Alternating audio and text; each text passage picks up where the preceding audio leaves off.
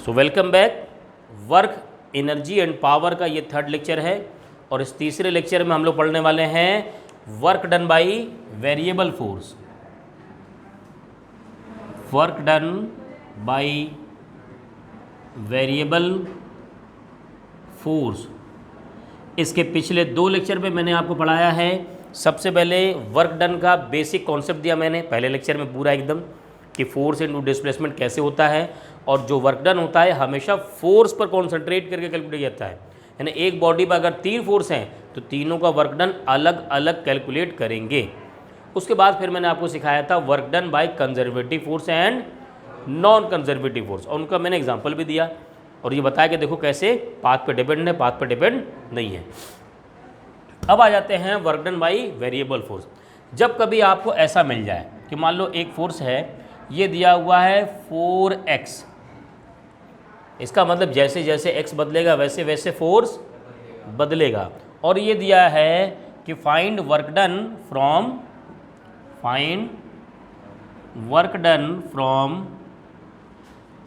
x1 is equal to 2 metre to x2 is equal to 5 metre. ये कह रहा, ऐसा क्वेश्चन दे दें। उसके लिए क्या करना है, सिंपल सा बहुत आसान सा फार्मूला होता है, work done is integration force into displacement. अगर s के फॉर्म में तो s लगा देना, x है तो x लगा देना, और यहाँ लिमिट रख देना। देखो इसको कैसे सॉल्व करेंगे, यहाँ हो जाएगा f की वैल्यू 4x इंटू dx, और लिमिट कहाँ से कहाँ भाई, 2 से 5, x1 2 से कहाँ तक है 5। अब बताओ इसको इंटीग्रेट करोगे तो क्या हो जाएगा, ये बताइए आमना क्या हो जाता है। डिफरेंशिएशन में जो पावर होता है वो आगे आ जाता है और पावर में से एक माइनस हो जाता है। इंटीग्रेशन में इसका उल्टा होगा, पावर में एक ऐड हो जाएगा, तो पावर में क्या करो, एक ऐड कर दो, तो x का पावर कितना है 1, ऐड कर दो कितना हो जाएगा 2। इसी पावर को नीचे ले आओ, बस हो गया। पावर में ऐड करो और पावर को कहाँ लेके आओ, बस इंटीग्रेशन हो गया, बहुत आसान। लेकिन इंटीग्रेशन किसका होगा, ये जो dx है ये x है, इसी x वाले का होगा, बाकी को तुम छोड़ दोगे ऐसे ही। मैंने 4 को टच नहीं किया, समझ गए। और लिमिट क्या है 2 से, हाँ यहाँ लिखो 2, यहाँ लिखो 5। अब देखो 4, ये 2 बाहर कर लो, एक बार x की जगह ऊपर वाली वैल्यू, फिर एक बार x की जगह नीचे वाली वैल्यू, तो एक बार x की जगह ऊपर वाली वैल्यू रख दो, ठीक है, फिर माइनस लगा दो, और एक बार नीचे वाली वैल्यू 2 का स्क्वायर। ये वाला 2 नहीं लिखा मैंने, ये वाला लिखा है, ये वाला तो बाहर कर दिया था। तो यहाँ से तो 2 आ गया, ये आ गया 25 माइनस 4, 21 इंटू 2 42, कितना होगा भाई न्यूटन मीटर और जूल। वर्क डन आ गया हमारा। इजी है, बहुत आसान होता है एकदम, ठीक है। चलो इसको नोट करो, एक क्वेश्चन मैं दे रहा हूँ, अब वो आप लोग ट्राई करो। If force is equal to 10x square then calculate work done from x is equal to 2 metre to x is equal to 4 metre. चलिए एक नोट करिए, फिर दूसरा खुद से ट्राई कीजिए पहले। चलिए इस क्वेश्चन को भी फटाफट जल्दी सॉल्व कर लेते हैं, बहुत आसान। क्या करना है हमें, work done integration f into d x, f की value 10x square into d x, limit कहाँ से कहाँ तक 2 से 4 तक। इंटीग्रेशन करोगे तो ये हो जाएगा 10 और ये हो जाएगा x³/3। यही सीखना आपको, x के पावर में 1 जोड़ दीजिए और जोड़ने के बाद जो वैल्यू है उसे नीचे लिख दीजिए। लिमिट 2 से 4 और 3 को बाहर निकाल लो, तो 4 का क्यूब माइनस 2 का क्यूब, तो 10/3 ये आ जाएगा 64 और ये हो जाएगा 8, ठीक है। 10 इंटू ये हो जाएगा 56, हाँ, अपॉन 3, ठीक है। तो सॉल्व कर लीजिए, इसको बता जाएगा। ठीक है, चलो एक क्वेश्चन और देते हैं इसी में, उसको भी ट्राई करो फिर से जल्दी से, फिर थोड़ा सा और आगे बढ़ेंगे, ग्राफ वाला बता देंगे आपको।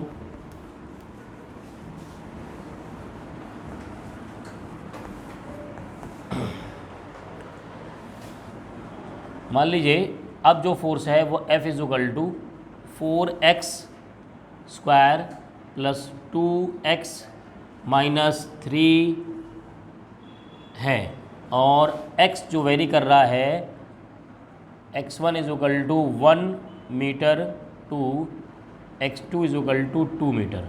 चलिए अब आप वर्क डन कैलकुलेट कीजिए। चलो सर 3 इंटीग्रेट 0 है ना? आइए इस न्यूमेरिकल को सॉल्व करते हैं। मैंने अब कहा कि आपको क्या करना है, इंटीग्रेट कर देना है f इंटू डी एक्स। देखो पूरा मैं स्टेप लिख के दिखा रहा हूँ ताकि कॉपी में कैसे लिखना है वो समझो, है ना। स्टेप उड़ा करके लिखने से पूरे मार्क्स नहीं मिलते हैं कभी कभी। तो यहाँ पर ऐसे करोगे, f की वैल्यू लिखो 4x square plus 2x minus 3 into क्या होगा dx, और लिमिट क्या है 1 से 2। अब है क्या मामला, बात यह कि तुम dx को इसके साथ लिखोगे, लिखा ऐसे जाता है देखो 1 से 2 4x square into d x, फिर प्लस 1 से 2 2x इंटू डी एक्स, फिर माइनस 1 से 2 3 इंटू डी एक्स। मैंने सब अलग अलग कर लिया। अब क्या करो, इंटीग्रेट कर दो। तो 4x स्क्वायर का इंटीग्रेट क्या आएगा एक्स क्यूब बाई 3। ये तो बहुत आसान है, 1 से 2 देखो आसान बन गया वो तुम्हारे लिए। अब 2 बाहर कर लो, एक्स स्क्वायर बाई 2 1 से 2, और 3 को बाहर करो, यहाँ लिखो x 1 से 2। क्यों, क्योंकि 3 इंटू 1 को इंटीग्रेट करो हो जाएगा x।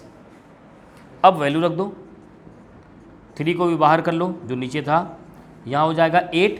ये तो अब कर सकते हो, 2 का क्यूब होगा 8 हो गया, माइनस 1 का क्यूब कितना होगा 1, प्लस 2 को भी बाहर कर लो, और यहाँ 2 का स्क्वायर 4 माइनस 1 का स्क्वायर 1 माइनस 3 इंटू एक्स का, एक्स की जगह एक बार 2 रखो, फिर माइनस 1 रखो। देखो यहाँ 7 इंटू 4 28 बाई 3 सही है, ये कैंसिल, तो ये 3 माइनस यहाँ से 1 बचा है तो 3 कैंसिल हो आ गया 28 बाई 3। क्लियर, समझ में आ गया। चलो जल्दी से नोट करो इसे। एक वाले क्वेश्चन नहीं थे, अभी क्वेश्चन आते हैं ग्राफ वाले। कैसे आते हैं वो समझिए, आपको एग्ज़ाम में मिलेगा। होता ये है कि वो इस तरीके से ग्राफ देगा, और इसको कहते हैं एक्स पर होता है डिस्प्लेसमेंट, जिसे एक्स कहते हैं, और यहाँ पर रिप्रेजेंट करते हैं फोर्स को। ठीक है, यहाँ पर मान लो कोई ऐसे ग्राफ है, ये ग्राफ है, ये शो कर रहा है कि जैसे जैसे x में आगे बढ़ रहे हैं वैसे वैसे फोर्स क्या हो रहा है, चेंज हो रहा। जैसे यहाँ पर देखो x और f की अलग वैल्यू होगी और यहाँ पर अलग वैल्यू होगी। इससे हमें फाइंड करना होता है वर्क डन। कैसे करेंगे समझो, इसका फॉर्मूला जो आया था ना वो इसी से आता है। इससे आता है ये f एक को हमने क्या कर लिया, एक छोटा सा स्ट्रिप कट कर लिया, और इसकी जो डिस्टेंस रखी वो dx। ये बताओ ये हाइट क्या कहलाएगी, क्या ये f कहलाएगा? यहाँ अगर मैं लिखूँ इसका area of strip, this into this होगा, ये हो गया फोर्स इंटू डी एस। क्या अभी देखा था क्या इसे? इसी को क्या करो, पूरे एरिया के बाद फाइंड करो, यानी इस एरिया अंडर द कर्व, यानी टोटल एरिया क्या हो जाएगा, integration f into d x. क्या यही टोटल वर्क डन है क्या? हाँ, इसका मतलब क्या होता है, जो टोटल वर्क डन है वो है एरिया अंडर द कर्व। यानी कोई अगर कर्व दिया है और पूछ रहा है आपसे वर्क डन फाइंड करो, तो क्या करो, उस कर्व के अंडर में जो एरिया आ रहा है उसे कैलकुलेट कर लो, बस हो जाएगा, मामला हल हो जाएगा। समझ गए? एक एग्जांपल देते हैं, देखो अभी बहुत आसानी समझ में आ जाएगा कि कैसे area under the curve find करके हम वर्क डन लिख देते हैं। जैसे मान लो आपको दिया हुआ है एक ग्राफ और ये दिया हुआ है, इधर F है फोर्स, इधर है x मीटर में, और ये दिया हुआ है न्यूटन में, और एक कर्व दिया हुआ है इस तरीके से, ये दिया हुआ, ठीक। और यहाँ पर 0, 20 और 30, ठीक है, और ये दिया हुआ है 50 और यहाँ दिया हुआ है 100। पूछ रहा है भाई वर्क डन फाइंड करो, तो वर्क डन फाइंड करने के लिए क्या करना पड़ेगा, इसके अंडर में जो एरिया आ रहा है हम क्या करेंगे, उसे कैलकुलेट कर लेंगे। इसके अंडर में जो भी एरिया आ रहा है, अब देखो एरिया क्या क्या आ रहा है, क्या ये पूरा एरिया है, ये पूरा एरिया है। क्या इस एरिया को दो पार्ट में डिवाइड कर सकते हो, एक बन गया रेक्टेंगल और दूसरा ट्रायंगल, तो यानी मैं वर्क डन लिख सकता हूँ, इस रेक्टेंगल का एरिया कितना होगा भाई, दो साइड लिखो, नहीं दो साइड देखो ना, इसकी वैल्यू कितनी है, ये 20 इंटू इसकी वैल्यू कितनी है 100, बस एरिया आ गया ये हो गया रेक्टेंगल का एरिया। प्लस ट्रायंगल का एरिया कैसे फाइंड करते हैं, half into base into height, तो हाफ, अब बेस बताओ कितना होगा, गलती कहाँ होती है, लोग 30 लिख देते हैं, हमें क्या लिखना है, यहाँ से लिखना, तो 30 - 20 यानी 10 इंटू हाइट 100, बस एरिया अंडर कर्व आ गया, यही वर्क डन है। कर लेंगे? एक न्यूमेरिकल मैं दे रहा हूँ, उसको करिए, और फिर इससे बेहतर एक और न्यूमेरिकल दूंगा मैं आपको, है ना। ये F है, ये X है, ये है 20, 10, 20, 25। अब आपको वर्क डन फाइंड करना है, यहाँ फोर्स दिया हुआ है, यहाँ डिस्प्लेसमेंट दिया हुआ है। चलिए नोट करिए, उसके बाद न्यूमेरिकल सॉल्व करिए आप। हाँ, एक क्वेश्चन मैंने आपको दिया था, इसका सॉल्यूशन देख लीजिए।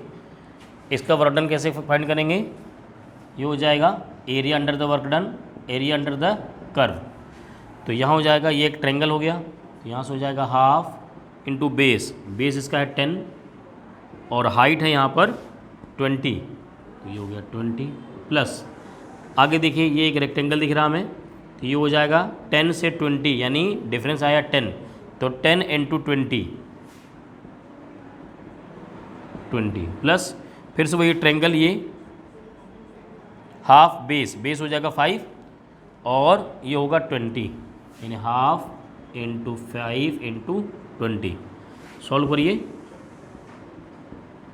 10, तो ये हो जाएगा 100 प्लस 200 प्लस 50, कितना आ रहा है भाई 350 जूल, आ गया आंसर। ठीक है, चलो इसको ट्राई करिए पहले आप लोग।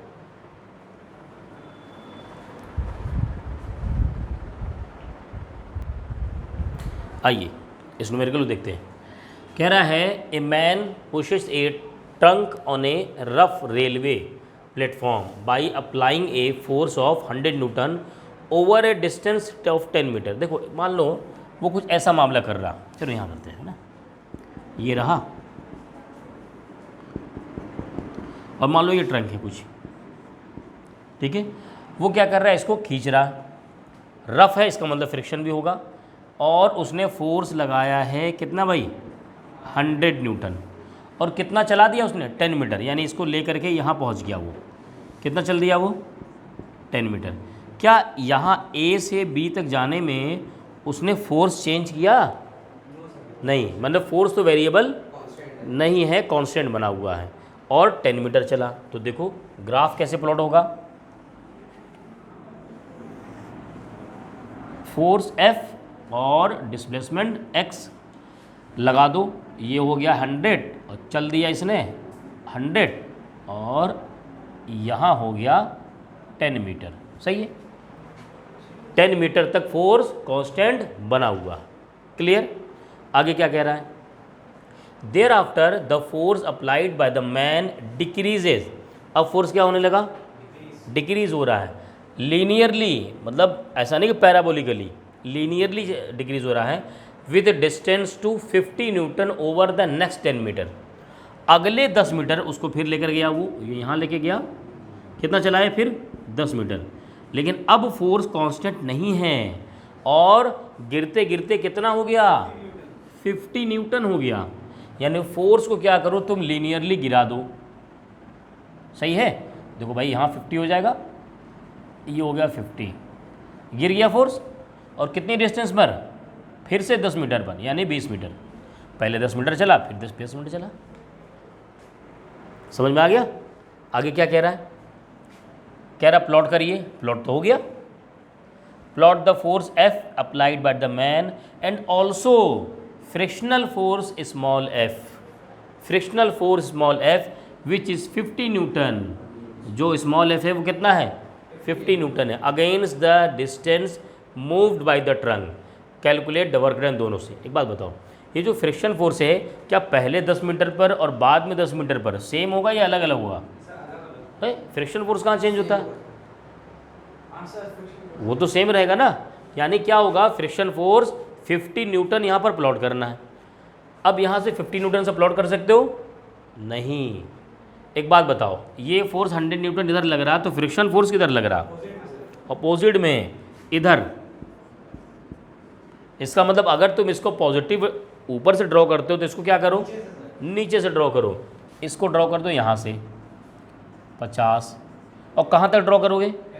हाँ 20, वो पूरा चला है ना, 10 मीटर 10 मीटर, वो तो पूरा लेके चला है भाई। फ्रिक्शन फोर्स यहाँ से लगना शुरू हुआ होगा, यहाँ तक लगा होगा पूरा, तो वो यहाँ से यहाँ तक और ऐसे करके हो गया। तो ये किसके लिए था? ये स्मॉल f के लिए है, यहाँ पर 0 है। अब देखो, अब अगर तुम्हें वर्क डन कैलकुलेट करना है, वर्क डन बाई f, तो कौन कौन सा एरिया होगा? एक तो ये एरिया हो गया, कितना हो गया भाई? 100 इंटू 10। चलो अब आ गया ये, या तो ट्रेपेजियम मान लो, ये हाइट प्लस ये हाइट इंटू डिस्टेंस इंटू 1/2 कर लो, या एक काम करो, उसका एक और तरीका है कि इसको मानो ट्रायंगल, और इसको रेक्टेंगल। तो मैं कहता हूँ इसको हमने ऐसे कर दिया, इसका ये जो ट्रायंगल है इसका क्या उतना हो जाएगा 10, बट 10 इंटू 10, 10 बचा, इंटू हाइट कितनी है 50, ये हो गया, प्लस हाँ base 10 into height 50। Very good, समझ में आया? ये वर्क डन किसके थ्रू हुआ? कैपिटल F से। अच्छा अब लिखो work done by small f, क्या होगा बताओ? 20 इंटू 50। बस बहुत आसान, 50 इंटू 22 कर दो, फोर्स इंटू 20। सर इसको माइनस कर देंगे? हाँ इसको माइनस में लिख सकते हो, है ना। अच्छा ये वर्क डन पॉजिटिव और नेगेटिव का मतलब क्या है समझो। मार्कर है, मैं इस पर फोर्स लगा रहा हूँ और इसको आगे बढ़ा रहा हूँ, तो मैंने इस पर वर्क किया, ये होगा पॉजिटिव। और जब आप पॉजिटिव वर्क करेंगे तो उस किसकी एनर्जी लॉस होगी? आपकी एनर्जी लॉस होगी, और इसकी एनर्जी अरे बढ़ेगी। ये रुका था, फोर्स लगाया, चला दिया, काइनेटिक एनर्जी बढ़ गई 12 mv²। और अगर इसने वर्क किया तो इसकी एनर्जी कम होगी, और आपकी एनर्जी इसकी लॉस हो दी जाएगी। यही काम करता है बेचारा कूली। कूली चलता रहता है, वो वर्क करता है अगेंस्ट फ्रिक्शन, इसलिए उसकी एनर्जी लॉस होती है, इसी बात के वजह से लेता है। क्लियर, समझ में आ गया सबको? चलो नोट करो, सोल्यूशन बनाओ इसका जल्दी से।